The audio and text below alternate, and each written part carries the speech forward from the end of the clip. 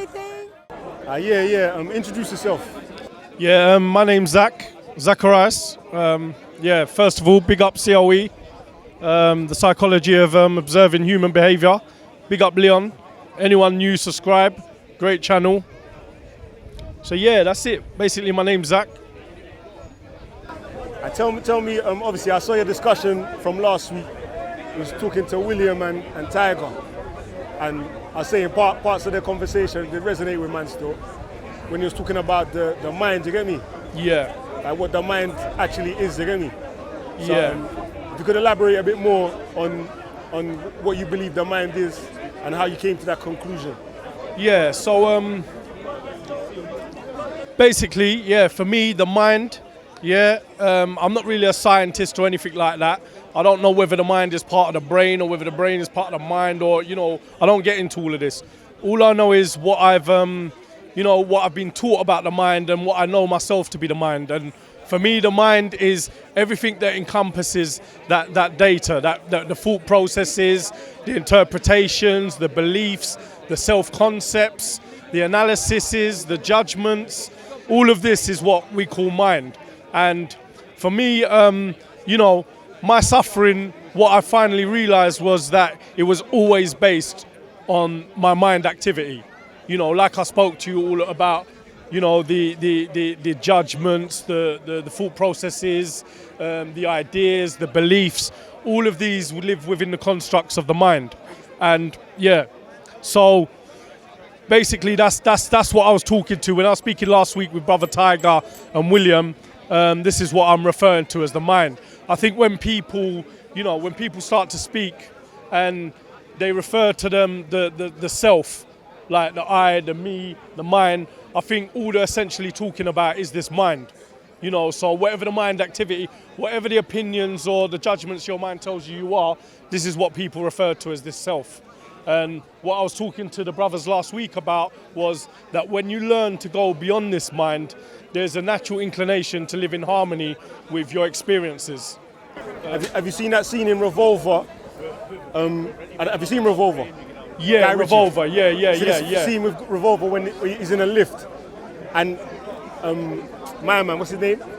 The star of the thing. He's in a lift, and he's having a conversation with himself. Yeah. And then he's like, I know you're there. He's talking to himself, you get me? Yeah. Starts talking to his mind. Yeah. Like he's questioning. Yeah. The voice is what he's hearing in his head. That all this time he's believed to be his own. Yeah. In terms of giving him direction or instruction of what to do. Yeah. And then he's like, right, I see you. I don't know. How would you describe that? I would describe that as quite an enlightening moment.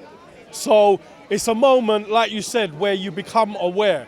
And that self-awareness is vital in order for transformation. From either aware of what though? Because his particular thing was that all this time, everything that he's been thinking, like his mind has been like a private place. I've even asked people before if they believe their mind is private, you get me? To try see. And that question came from me knowing that we're susceptible to advertising. Like a lot of the time things we think about isn't our own original thoughts, it's things that we've seen already expressed out there, you get me? So when you try to have like an original thought, like when you consciously try to do that, from my own experience anyway, you get a realization that your mind is occupied with a lot of foreign thoughts, for want of a better word. Definitely. You get me? Definitely. And like that Revolver scene kind of put it into a perspective for man, you get me? But this is what I'm saying, that scene in Revolver is exactly what you would call, what people might call a spiritual awakening, or an awakening, or an enlightenment, or a notion of self-awareness, where you start to become self-aware that everything you thought, you don't have to believe. You don't have to attach to the thoughts, and that's what a lot of humanity does. So from the very moment you're born, you're given a name, you're given a culture, you're given a nationality, You start to develop, a self-concept of what you believe yourself to be. And that's where all these thoughts come from. And that's where the attachment to the belief that you are these thoughts stem from. And over the years, they just become reinforced. And that's why I firmly, know that there is no permanent self, because that which you refer to as a self constantly changes throughout your development. So in the beginning, you'll be this name, you'll be that name. Someone could go to Depot and change their name. If you class yourself as a gender, someone could go through the transformation and change genders. If you attach to the label of an occupation or a title, a job title, you can change jobs. So where does that self that you described yourself with all these labels, where does that self stand up then? So going back to your question of the moment in the lift where the person became self-aware, that's quite an enlightening moment, because most of society is governed by this mind, and we've been given a beautiful tool, which is the mind, But what's happened through evolution is that this mind has become the master, and we have become the tool, and hence why there is so much suffering in life, and that's just how it is. That's not from any book I've read or from any scholar or teacher. That's just through my direct experience and where that fits in my own life. I go back over that what you was describing last week, where you was in the prison cell, and the prison guards, they let the monk in and locked the door behind you. Stay of being there. So basically, like I was saying last week, my conditioning, my indoctrination was a lot of antisocial, criminal behaviour, and that's just the environments I was brought up in. Obviously, when you grow up, you want to be a part of, innit? So you don't want to be ostracized. You don't want to be a part of the outer group. You want to be part of the in group. So as a result of that, I just conformed to my environment. And my environment at the time was endorsing a lot of criminal behaviour, selling poisons to other human beings, committing a lot of, antisocial behaviours and actions in order to get money, and that's how it was. So as a result of that conflict, the true part of myself was always in conflict with that part of my conditioning, indoctrination. And as a result of that, I experienced a lot of suffering. I broke my relationships with my family broke down, my relationships with true friends broke down, my relationships with intimate partners broke down, because, I was always selfish as opposed to selfless. Now, as a part of this suffering, I experienced a lot of incarcerations, going to prisons and institutions. And, it was for lengthy periods of time. So there was a lot of suffering there. Now, as I spoke about last week with Brother Tiger and Brother William, my last incarceration, I had received a 6-year sentence. And, I had, on the back of a relapse on drugs and alcohol, I was very much broken again as a human.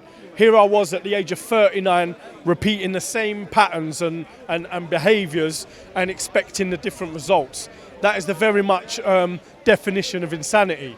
So, as I say, I was back in these incarceration, doing a sentence, and I was very much broken again. And like I explained last week, I had a lot of anger within me again. I was angry with myself. I was angry with society again. I just couldn't fathom why I was repeating these behaviours and why I was suffering so much in my life. And it was the second time in my life where I had that ideation where I didn't want to walk on this planet no more. I didn't want to be here. I was completely broken. And I remember sitting completely broken in this segregation unit, which was a punishment block within the prison as a result of having a fight. And I was just there questioning my whole life again, not wanting to live. And I was completely broken. I remember tears strolling down my face. I didn't want to live this way of life anymore. I didn't see any solution or any way out, and I didn't want to be here no more. So anyway, as a result of that, this gentleman kept on knocking on the cell door, and he kept on asking the officers, could he be let in the cell? And the officers refused. And they said, no, you can't go in this cell. He's deemed as unpredictable and violent. It's better that you don't. Now, the compassion of this man, he persevered for 3 days. And finally, the officers let him in. Had he went about his business or, you know, he just went on the first day, I don't know where I'll be today. But as a result of that man's loving kindness and compassion, I'm here with a freedom and a peace within me that I'm eternally grateful to him and to life for. But anyway, as I say, I was just a gang member from Hackney, so I didn't know of any of these notions of spirituality or freedom or peace or Buddhism or meditation. All I know is this Oriental man walked in for what I now know to be a Thai monk, and he walked in the cell, and there was no word spoken. And what made me take notice again, like I spoke about last week, was the fact that, you know, the officers let this man in the cell and they actually closed the door behind him. And I've never witnessed that in the 25 years of me being in and out of prison. Now, as I said, this man didn't say nothing. He walked to the back of the cell. It looked like what he was wearing was a curtain and some sandals. And as I say, he just walked to the back of the cell and he kicked off the sandals and he sat down cross-legged. He closed his eyes and he just had a half smile on his face. And at that very moment, I remembered being attracted to this guy, attracted to whatever he was exuding. And I remember having that thought process of, I need to know what this man has. I need to know how he's experiencing what he's experiencing in a total freedom. Here he was in a top security prison, yeah, in a dungeon within the prison, with a prisoner that's deemed unpredictable and dangerous. And he had no care in the world. He had no anxiety, no apprehension. He didn't have one eye open. He didn't seem to be concerned or bothered. And in fact, he was completely unaffected by the experience. And that's what I needed to learn. How could I live within my experiences and be unaffected how this man is? And, you know, I had to ask him. I allowed him to come out of that meditation, which was about 10 minutes. And I simply asked him, I said, please, can you teach me what you're experiencing? You know, I need to learn how you're living in harmony with your experiences. I need to learn the freedom you're experiencing here and now. And that man took the compassion to teach me. He took me the compassion. And I remember vividly, like it was yesterday, that he sat here and he said by my name, he said, Zack, today I'm going to teach you the root of your problem. I'm going to teach you not to go externally anymore and plaster the symptoms of your problem, but to deal with the root. And he went to work on me. He taught me that the root of my problem has always been my mind and my interpretation to things. And what that man taught me to do was just sit with my eyes closed in my present moment. And through that process, I learned that no matter what was going on internally with my thinking, my beliefs, my judgments, my analysis, my interpretations, and then my feelings, my sensations, the labeling of these feelings, the picking and rejecting of these feelings, yeah? And also what was going on externally with noises, with smells, with senses, with the environment, with people around, people, places, things, yeah? Through that process, I started to learn to detach from it. You know, I started to learn to become less unaffected by these conditions. And as a result of that, I experienced a real peace. I experienced a real freedom. And what I realized was that freedom was not dependent upon going anywhere. I didn't have to go to the Himalayas. I didn't have to go to a different country. I didn't have to go to mountains.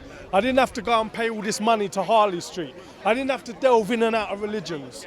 I didn't have to read these self-spiritual help books. I didn't have to go psychotherapy, person-centered, all this. All I had to do was go within and learn the process of detaching from this. And as a result, the rest happened by itself. You know? I don't know if that, I don't know if that helps at all, but for me, that's when I started to experience the freedom that I am, not the freedom that you get. He's saying it's your second time in the park. This is my second time at Speaker's Corner. I've seen a few videos, you know. I like the ethos of, you know, the platform, that this is a forum where you can come and have discourses and talks and, you know, you can see different people's perspectives, you know. and you could talk about that without having to put down a person's perspective. You know, you could just reason and see where they're coming from for once. Put yourself in their shoes. See how they're living from their frame of reference. You know, as opposed to the sort of circus that I've been accustomed to watching down here. You know, and what's been going on down here is a prime example of people that are being governed by their minds. You know, being caught up in their own ideologies, their own stories, their own narratives, their own preferences, their own judgments. And, you know, that's my perspective. So I come down last week, I had a discourse with, you know, Brother William and Brother Tiger, and I thoroughly enjoyed it. I learned a lot myself as well. Because if I learned one thing, it's that I know nothing. And I'm here to learn. Yeah. So if I've learned one thing, is to know that I know nothing. And that I'm down here to learn as well. I'm open-minded today, as opposed to a closed book when I was growing up, when I was conditioned to that, you know, antisocial way of life with all these warped and distorted belief systems. You know, I'm free of all that today. And that's a beautiful thing. And that's on offer to any human being. You know, right here, right now. So what do you hope to, I don't know if you have got any hopes for Speaker's Corner, but if you have, what do you hope to achieve by being here in the future? Hopes is dualistic. It depends on fears, you know? You can't have hopes without fears. You can't have fears without hopes. You know, so for me, I have no hope. Hope is another expectation. What about ambition? Ambition, I have certain sort of ambitions within my private life, you know. My ambition is that humanity will get together and alleviate the suffering that's going on within humanity, within the people that are in power, keeping the people enslaved. You know, with all the taking of our natural wildlife, the beautiful animals, the killing of them, with all the destroying the natural habitats on Earth. If you've seen what the human mind has done to this Earth, you will just know. You will just know the suffering that's created when you're attached to that mind. You know, and that's what me coming down here. I hope that maybe someone might see your video and it might spark, it might implement that seed. It might cultivate that seed, you know, that will awaken that person, that will allow them to become self-aware and self-reflect and see what their true nature is, beyond their ideologies, beyond their religions, beyond their preferences, beyond their judgments. That's if I want to call it a hope, that's what I hope by being down here. That's what I hope by me being in front of the camera, because I don't need to be. I could be sitting on one of them benches happily experiencing what I'm experiencing. I think I noticed a few people in the comment section that seem to know you. I think maybe you've helped them out or something in the past. I don't know. Is that right? Yeah, I've helped a lot. I help a lot of people. I have a lot of humans or clients, whatever you call it. I teach what that monk taught me in that prison cell. So as a result of him taking the compassion and the love that he persevered to help me and implement a seed within my mind in order for me to grow and cultivate that seed, I'm giving back to society and teaching what he taught me. So there's a lot of people that I help, you know, I help them to sit and I help them to live in harmony with their experiences. I help them to go beyond that mind which, you know, manifests suffering for them, you know, and it's a beautiful thing. You know, when you're part of the process you know, when you're part of the solution and not part of the problem, you know, there's a great feeling in that. So yeah, a few people watched it, a few people commented. You know, it was nice to hear as well about the few people that didn't agree, and a few people had their own, you know, views and perspectives. But hey, you got to remember, one thing I have learned with helping people is that I can't save anyone. You know, all I can do is point the way. You know, I can't, you know, I can lead a horse to water, but I can't make it drink. So that person has to have that sort of level of open-mindedness in order to receive. You know, and that's just how it is. Yeah. You done though. Well gone, brother. What are you saying? Have you got any organisation or place where people can contact you? No, but you know, my thing is P.O.M, peace of mind. And that's what I teach, you know, spiritual principles, mindfulness meditation, insight meditation, chanting. You know, I teach yoga, helps people, you know, yoga is a union, helps people, you know, unite the breath with the actions of the yoga. So, yeah, not really any sort of organisation. I do a lot of help within addictions, you know, addictions, alcoholism. It's another sort of mental disorder that is plaguing humanity, you know, so I do a lot of work there in the sort of mutual aid groups like NA, AA, CA, these sort of things, you know. I'm also training to be a counsellor, a therapist, and the reason why I went down that route is because I think that it's comprehensive, you know, it serves to help anyone. It doesn't put anyone in a sort of category, like I'll help an addict, I help this person or that person. So, you know, that's what I aim to do today. My whole vocation in life today is to help people, help alleviate people's suffering, you know. That's what my life is based around today. You know, so it's more transitioned to become more selfless rather than selfish, because I was very much selfish, you know. And we're up against a difficult task. You know, the mind has got a firm grip on people, and that mind doesn't want to let go. So the minute you're trying to teach people to detach from that mind activity, the mind goes crazy. And it doesn't want that. It wants to keep you within your rigid religions. It wants to keep you within your rigid ideologies. It wants to keep you within your rigid routines and your preferences and your ideals. But once you learn to go beyond that, all of that falls away. And that's what this process is about. It's about sitting down and getting in touch with your true essence. And once you do that, everything else falls away. Everything.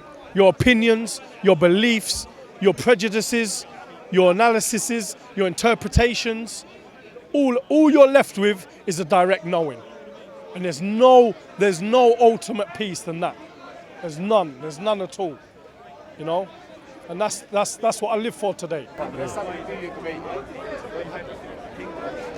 Say again? We say, I don't care about how it looks. I know, but you know what I'm saying, though. It's like you start filming it, it's like you're going through puberty right now. That's where your mind's at, fam. The camera can't even see it right now, bro. Well, do you see what I mean? This is a prime example what the brother just demonstrated there.